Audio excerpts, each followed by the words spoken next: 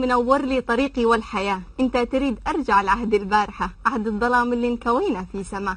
ادرس واتعلم واغدو رابحة، واخدم بلادي وكل رملة في رباه.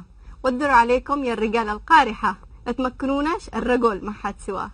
طول النهار تخزين واحلام شاطحة، والحلم بالمقيل يوصل لأبعد مدى. من بعدها طنان هموم ضابحة، والحلم الأول والخبر كله نساه.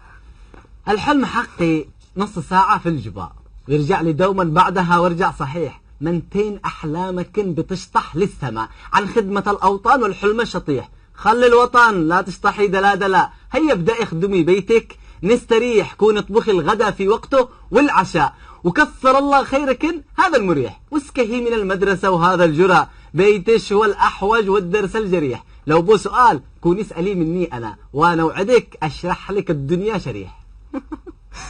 شرع بنفسك، ما احنا قحنا داريات. ما يعجبك معجب ولو هو من ذهب. جالس تغالطني بمعاذ رواهيات، وتحسب الحسبة وما تطرح نسب.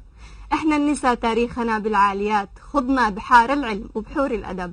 قدنا شعوب الأمس كنا بانيات، لصل الحضارة والعروبة والعرب. لو كانت شناب العرب هي الباقيات، لو كان معيار الحضارة هو الشنب. لو شيقحنا بالنجوم متساويات، وشنابنا لفت على مر الحقب.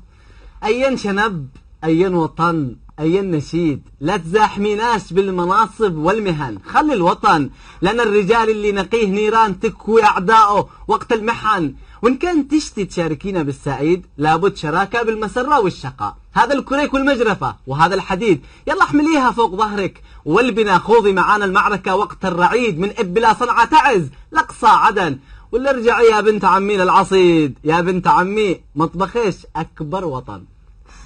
من بلا صنع عدل لقصى المخا، لخدم بلادي رغم أنف الحاسدين. لحنا مكالف سير اقرا ما جرى، بالقيس وأروى في سطور الثائرين. لو تعصر شنابك لا ما توصل إلى سابع سماء، ويعاونوك العاصرين. ما تبلغوا من فكر أروى ربعها، أو جيش بلقيس ذي لها هم خاضعين. لا يسمعوك الناس لا يقولوا خزاء.